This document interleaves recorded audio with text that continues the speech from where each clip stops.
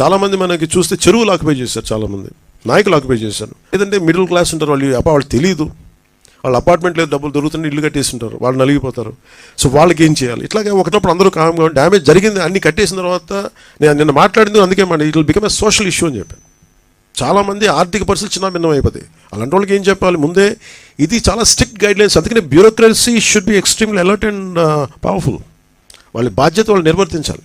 I can say very clearly, కొంతమంది political support తో విచ్చలుడిగా చేసే పరిస్థితికి వచ్చారు.